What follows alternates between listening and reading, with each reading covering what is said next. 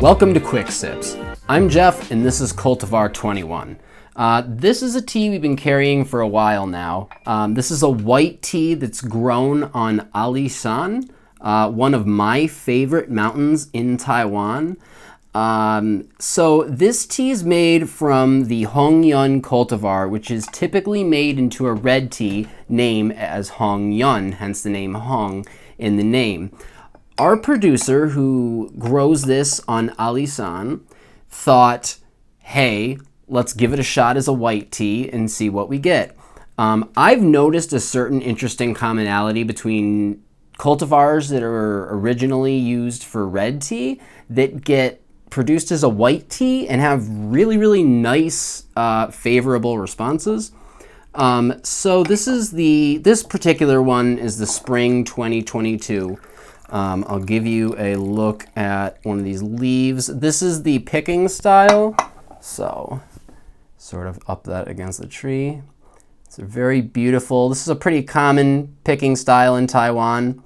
But you can see this is a very large leafed tea. Sometimes people see these leaves and they get a little nervous and they say, how am I going to fit that into my teapot or gaiwan? Once these leaves become wet, they become very pliable. Once you even start to pour the water on them, if you start to just whittle the lid on, it'll fasten. The other thing, if you do have a smaller teapot and you wish to drink this tea, and this just will not happen, you can break the leaves where the stem is. So break the stem, not the leaves. It'll just make sure you're not getting too many of the tannins and stuff that can cause bitterness and astringency. So this is grown from about 1,000 meters. So this is what people consider high mountain tea. This is a younger couple that are the main producers of this farm. We've been working with them for years. They're really, really nice people, and they make really good tea. So cheers, guys. Let's get our first impressions of Cultivar 21 White.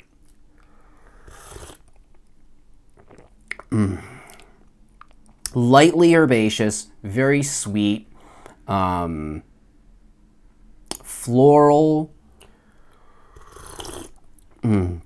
So we thought about calling it Hongyun White, but then we thought it would be very confusing because you'd be saying, like, you'd basically be identifying a red tea, but then classifying it as a white, and I thought that would get really confusing, so I thought let's just call it Cultivar 21 because that's what it is as a whole. That's the cultivar, that's the base plant used for this tea, and it's produced into a white tea, meaning it kind of has the least amount of production. It sort of gets picked and dried, and we get to enjoy it as tea. Another couple really cool features about this tea is that it is highly resteepable. And you may ask what that means. That means you can resteep these leaves over and over, which is a common thing in gong fu. Higher quality leaves tend to steep multiple times. This tea will give you a similar body, taste, texture. Everything about it will stay extremely constant for a long, long time. I usually cap out with this tea around 12 to 15 steeps. There are people that have taken it further. You may take it less.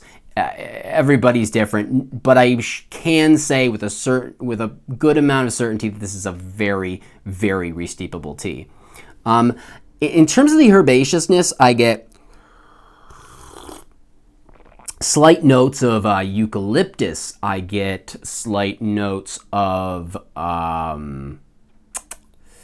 honeysuckle. The florals are very silky. The texture of this tea, very silky, very sweet, very silky, very smooth, very low astringency with this tea.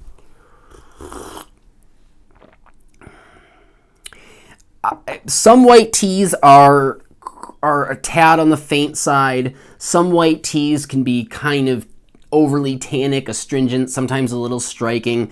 I think this is a really good mellow white tea that still has a good amount of flavor. Not only flavor, but body. There's a nice kind of weighted feel when you take the sip. I tend to steep this tea at 85 degrees Celsius. If you choose to steep your teas a little hotter, this is a tea that I can easily say handles it. It's durable. You can use a little higher temperature if you like. You can use a little extra time if you would like. This tea is a lot of producers will call it forgiving. It's a very forgiving tea. This is a tea you also, let's say you are a person who likes to blend. You like to maybe add just a tisane or something like that to your Camellia sinensis, just to give it an extra interesting pop, a little extra flavor, a little personal touch onto the brew. This is a great one for that. There's actually quite a few. I like this tea with a touch of rose, just a touch. Very, very good. This tea's got a really nice sort of yellowy, lightly bronzed color to it. But easy to drink.